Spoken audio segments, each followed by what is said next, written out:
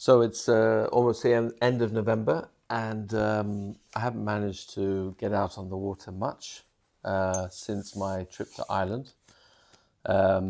What's happened since then? Well, I received my Cedrus mast, which I did a short sort of on-land review of a couple of days ago. And the other thing I bought is a foil drive. So this ended up being, a massive investment for me. A bit of a gamble, I guess. Whether do I really need it? Will it be worth all the money I've spent on this? So I didn't take out a loan, but it certainly, put a dent in my finances, and I guess my future self will thank me or hate me for investing in a piece of kit like this. I think it's the most expensive piece of sports equipment I've ever paid for. So I hope it pays off. But anyway, here basically I've mounted it onto the Cedrus universal forged masts, and this setup took me about, I guess, in total 3 hours to do. So what took the most time was actually getting this cone properly onto the mast and getting the screws fitted. So what you see here basically, so this is the motor, and then there are 4 screws that attach within this within here, and then there are another three screws that attach the motor. So first you're attaching these 2 parts of the universal pod together, and that's 4 screws. And then there's an additional 3 screws which are a lot easier to put in. So here you'll see the electrical tape. So this is to essentially prevent the water from creating a lot of turbulence between the cable and the mast. So you can see my job isn't the best. On YouTube you can find a few videos of people obsessing about this and getting it really, I guess, doing a really nice job. I'm probably not one of those people who's going to be spending so much time on that, but who knows, maybe I'll become obsessed as well with tiny little details of the foil drive. So that this didn't take very long. It took me, maybe 3 or 4 or 5 minutes to do. Another thing to say, the Cedrus mast has 2 inserts for M8 bolts, and that allows me to keep the Cedrus mast on the kind of base unit, and that's quite useful because then you can just slot it in, take the whole piece out, wash it all nice and easy together. So I think that's really a nice addition. So for example, my the North carbon mast that I used to have and the North aluminium mast don't have those inserts. So that means essentially that you would have to detach the cable every time you remove the mast from the board, essentially. Now, one thing that I was able to do is to gain access to the Foil Drive Facebook owners group. So I guess this is just for owners.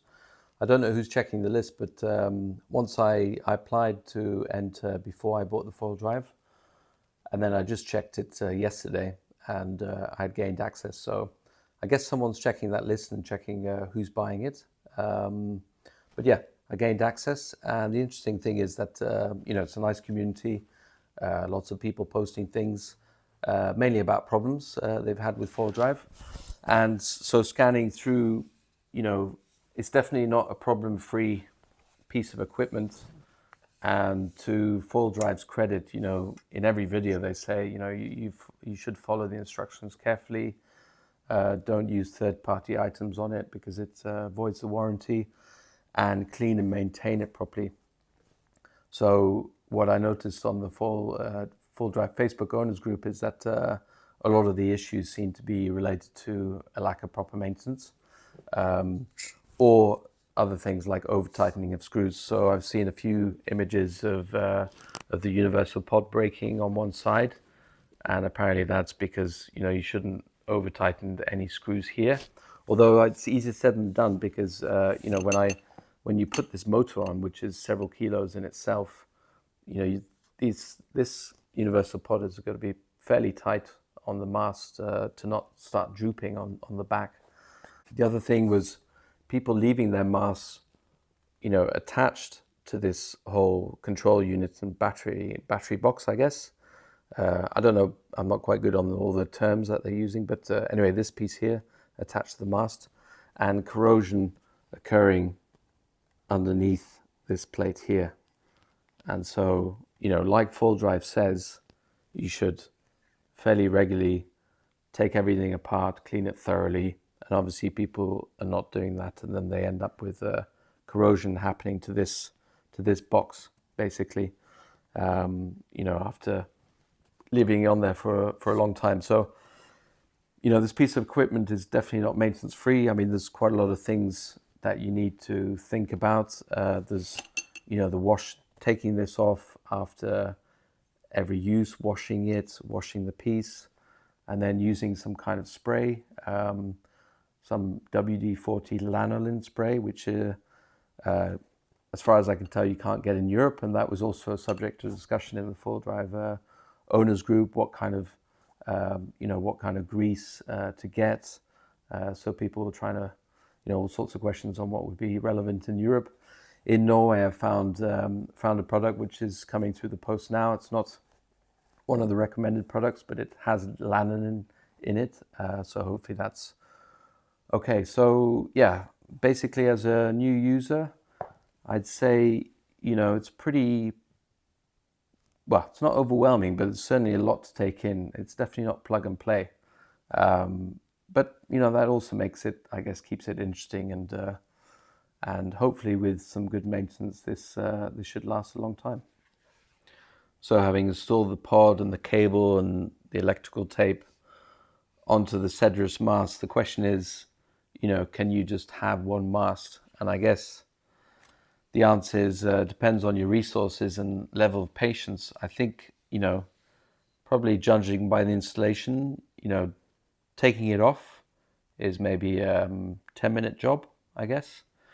Putting it back on, I think without the use of any clamps or anything, would probably be at least 20 minutes, maybe more, 25, 30 minutes. So I could see this becoming a big hassle really to keep, taking this off, putting it back on. So I can see why, people recommend getting a second mast, and people say essentially, if you're into foil drive plus all the other foiling disciplines, you're going to end up getting 2 masts. Yeah.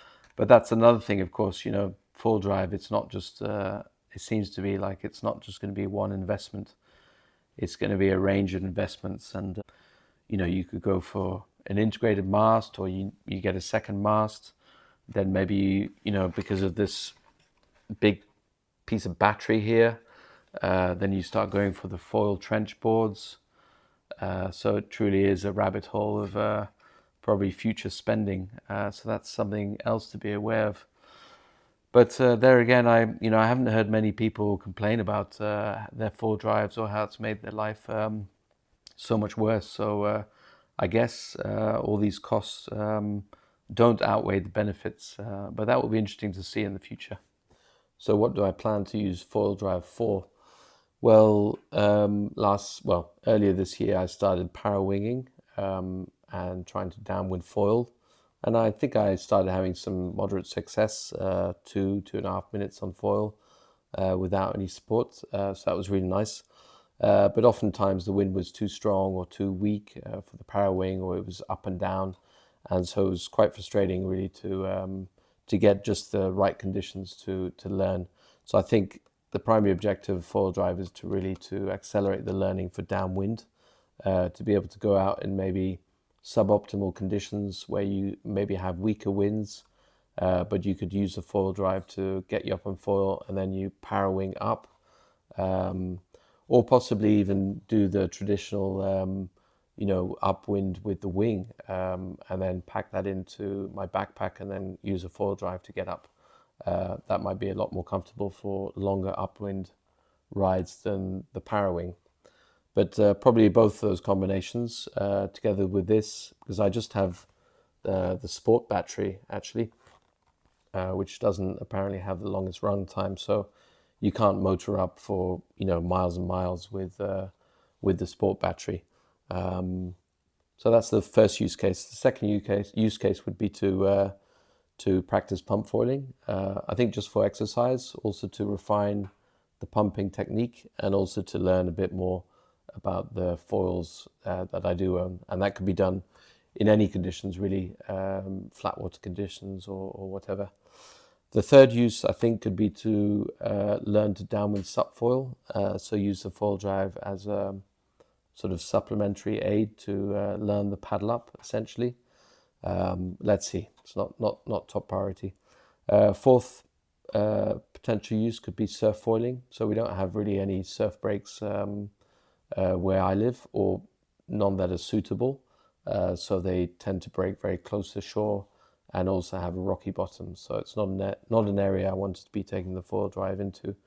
But possibly, trips to Denmark or trips to Lister, 2.5 hours away, that could be a possibility, and certainly look forward to trying it out once. Just wanted to add a few thoughts on Etiquette to wrap this video up. So Full Drive have actually published a couple of videos and had a podcast around this. I think they recognize that Full Drive kind of disrupts surf breaks. The advantage that you get from a full drive is obviously massive over any human-powered sport, just like traditional surf foiling or stand-up paddling, even, or surfing. So they've produced videos about basically, the main message is to stay away from everyone. And I could see this firsthand actually when I was in Ireland. There were a couple of days of no wind, and I was at a mellow surf break, and there was one full driver there actually who was going far out, but then he was also coming really close in and kind of zipping in and out as surfers. And I have to admit that was not a good look, really not a good look. So I don't want to be one of those people, of course. So probably, in Norway, we're lucky. There's lots of space for lots of space on the water generally. I think foiling in general, we're not concentrated on one particular point break, which is very nice, at least here. So the other consideration, apart from being a nuisance to other users in terms of safety, is noise pollution. So it'll be interesting to see how loud this is. And obviously it's not silent. There is a buzzing from the motor. It's not as loud as a motorboat, and there's plenty of motorboats and some of that come in and out of the waters here. So it's definitely less noisy and less invasive than big watercraft like that. But I could still see if you're zipping around some surfers, and it's peaceful and calm and everyone's just having a nice time, then that could be a problem. So I think full drive comes with a certain amount of responsibilities. I hope I can live up to, not that there are any expectations in the community here, but certainly don't want to get a reputation of being this annoying guy who zips in and out and everything. So I guess that means I have to, at least to start with, pick where I go with a bit of caution. I'm sure it'll attract a lot of interest, but maybe not all for the right reasons. So I think it's just good to be aware that this could be viewed negatively by some people, and to take a fairly humble approach in the beginning. So this was quite a long video, much longer than the ones I normally produce. So, I'm not sponsored by North. I just got the t-shirt off a dealer actually for free, but still, I'm not sponsored by them. I'm not sponsored by Cedrus. I'm definitely not sponsored by Full Drive. I paid full price, although they had a deal to get the sports battery for free. So, I hope this video was interesting and maybe provides a bit of a non-influencer, non-dealer perspective on what it takes to, what it's like to own a foil drive. And I wanted to make this video before I get on the water, just to kind of keep my impressions in a way unbiased. And let's see what happens on the water. I'm hoping on Friday, which is in 4 days' time, to be able to spend a couple of hours on the water and really test this thing out.